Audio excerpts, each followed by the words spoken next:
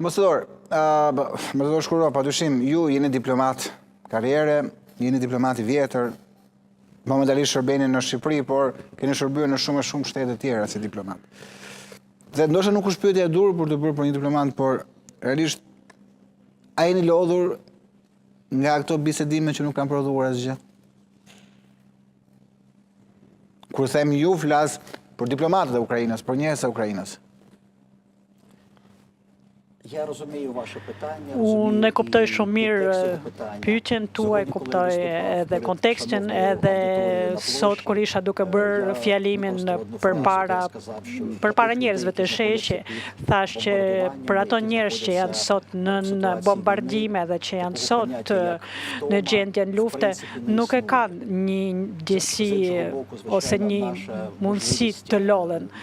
Sigurisht është edhe kapaciteti jonë për të rezistuar nuk mund të jetë I pafundëm, por dëshira për të rezistuar vazhdon edhe sigurisht Ukraina dhe populli Ukrainës si asnjë njeri tjetër do të që kjo lufta të mbaroj, por duke u nisur nga gjitha ato viktima, nga gjitha ato shkatrime, sigurisht ne po shikojmë çështjen e paqes jo si një mundësi kapitulimi, por ne shikojmë çështjen e paqes si diçka që mund të sigurojë një jetë normale, rindërtimi I shtetit dhe sigurin jo vetëm për popullin e sotëm, por edhe për brezët në vazhdim. Prandaj pala Ukraina se po përpiqet të ndërtojë këtë proces duke patur parasysh edhe garancit e sigurisë që janë të nevojshme dhe që ne po presim që të arrijë Ukraina, edhe atëherë nuk po flasim për gërçën e konfliktit, por për një paqe e qëndrueshme. Duke ndalur pak, ambasador Shkurov, tek gjetja e zgjidhjes për këtë konflikt. Sa larg është tani? Do doja një listë tuaj, e di që jeni diplomat, të doja të ishit më shumë realiste sa diplomat, ta hiqnin pak kostumin e diplomatit. Me çfarë kosto është gati Ukraina ta nënshkruajë përfundimin e kësaj lufte? Ne e dim se raundi I fundit e negociatave me 17-18 shkurt ka përfunduar në Zhenevë, sigurisht ka patur disa negociata, sidomos për shkëmbimin e të burgosave të luftës, është folur edhe për tërheqjen e forcave në një distancë prej 40 kilometra dhe vendosjen në një motorim ndërkombëtar efektiv. Ju e dini që shumica e çështjeve të këtyre negociatave ka një karakter konfidencial. Aktualisht është shumë e nevojshme edhe ato çfarë mund të them që pala Ukrainës se ka kthyer përgjigje dhe ka përgatitur përgjigje për të gjitha çështjet të ndjeshme që ishin diskutuar në Gjenevë, edhe shprehur nga dëshmëria për të bërë takimin në nivel më të lartë midis presidentit, midis edhe presidentit e Amerikës. Sigurisht mendojmë se edhe Bashkimi Evropian duhet të jetë pjesë e këtyre negociatave.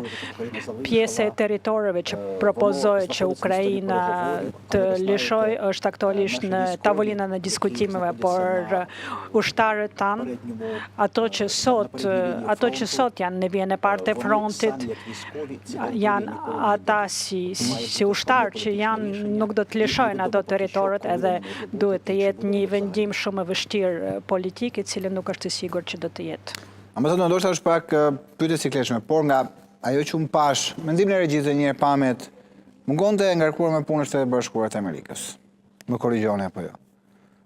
Është një sinjal ky nuk ka të bëjë me Shqipërinë, nuk ka të bëjë fare me Shqipërinë, sepse mund të ketë pasur angazhime zonja Van Horn, por apo e shihni që Shtetit Bashkuar të Amerikës nuk janë të angazhuar sa duhet në gjetjen e një zgjidhje përfundimtare, dhe duket sikur nga shumë kush është parë që dhe ai plani paqes I hartuar fillimisht duket sikur ishte shkruar në Moskë, sesa në Washington.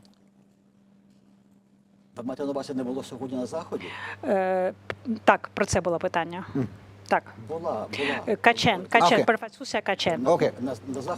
Ka qenë prezente sot, kemi Lapsusim diskutuar ndjes, edhe kemi marrëdhënie shumë të mira konstruktive.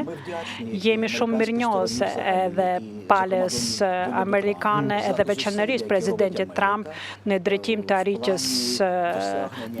arritjes paqes konkrete ose rezultateve të konkrete edhe sigurisht shpresojmë që do të nënshkruhet një marrëveshje paqe. Sigurisht procesi nuk shkon aq shpejt sa do dëshironin, por e tillë është realiteti. Edhe grupi ynë punon në mënyrë shumë të frytshëm edhe ekzistojnë edhe dëshirat edhe nga pala amerikane. Nuk e di sa është konstruktive dëshira e pjesës ruse, grupit rus, sepse Rusia proponon disa gjëra të cilat vështirë të karakterizosh si një dëshirë e drejtë për të përfunduar luftën. Pastaj ju e kuptoni.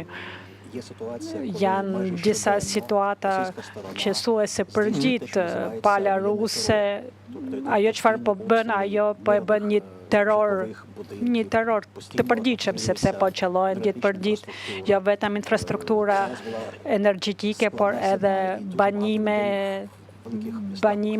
civile, edhe shumica njerëzve në kushte shumë të ftofta të dimrit kanë vazhduar të jetojnë pa dritë edhe pa ujë, edhe gjitha këto çështje vetëm grumbullohen, edhe grupit të cilët janë aktualisht në negociat duhet të kenë parasysh pikërisht të gjitha këto vështirësi. Prandaj ne shpresojmë që do të jetë mundur për të gjetur një lloj algoritmi, edhe shpresojmë se lufta do të mbarojë.